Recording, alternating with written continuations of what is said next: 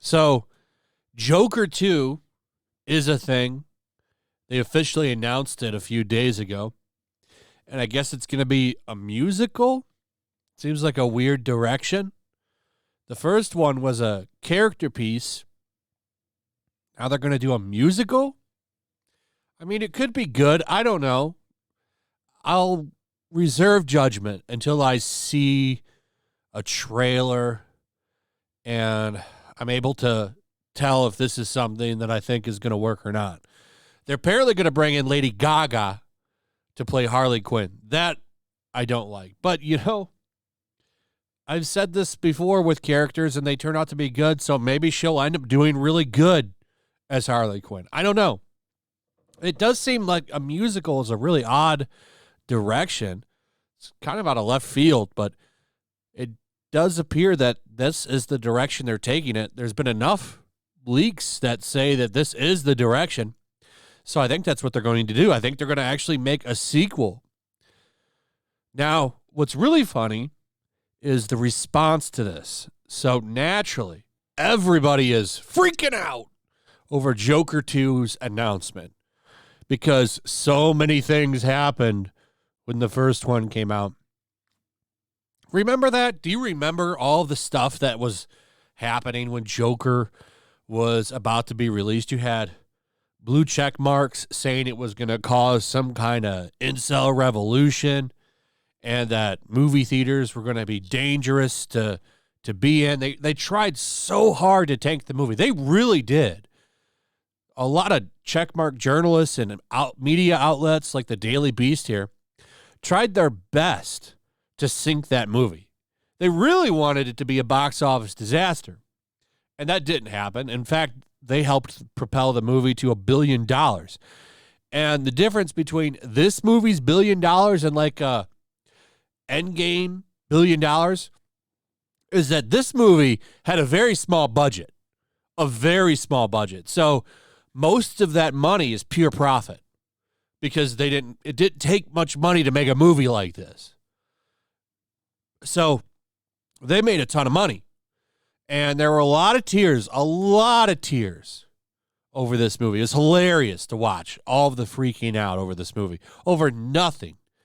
Nothing happened when this movie came out other than, you know, Warner Brothers coffers filled up with money.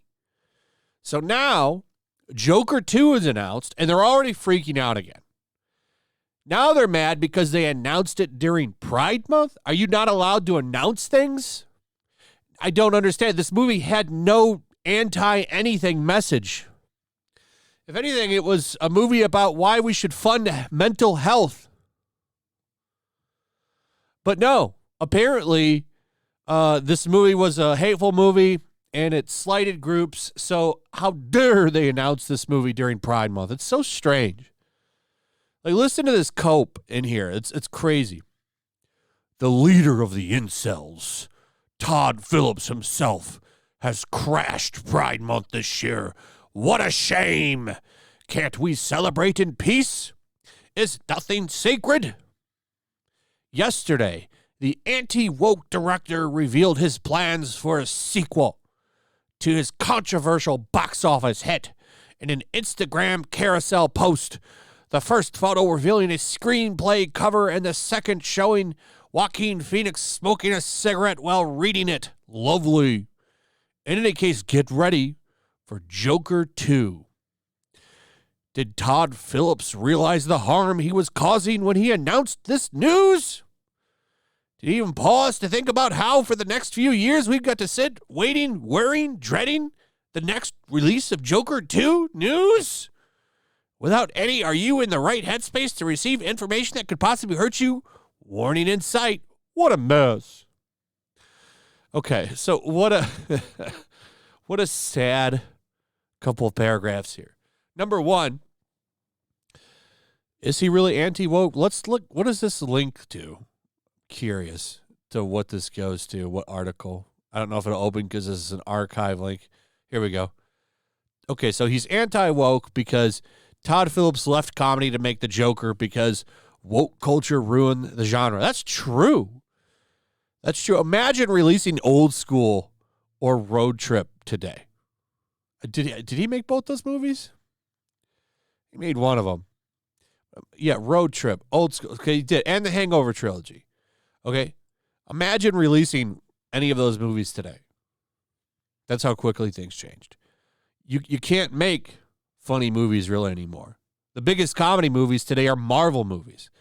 And it is because of woke culture. It absolutely did ruin it. But this, of course, is a shot at the bow.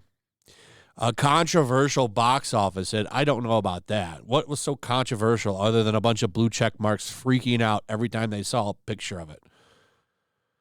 Like here, right here, everything about Joker is absolutely infuriating. Everything we can't stop hating and thinking about this week in pop culture. Like, they absolutely went after that movie. It's crazy. But at the end of the day, did anything happen when that movie came out? Was there any kind of crazy thing that happened? No. The movie came and went. We got a good movie. That was a nice thing. We got a good movie, a fun take on a comic book character that hasn't quite been done yet. And we got to enjoy a little bit of a media meltdown, and it's going to happen again now. Like, listen, it's just like shaking and rocking in a corner because Joker 2 news dropped. Like, what is wrong with these people? It's just a movie. They act like the bottle's going to pop because this movie comes out. Of all the stuff going on right now, $6 gas prices in some places. But no, Joker 2 is the real problem. What is going on today?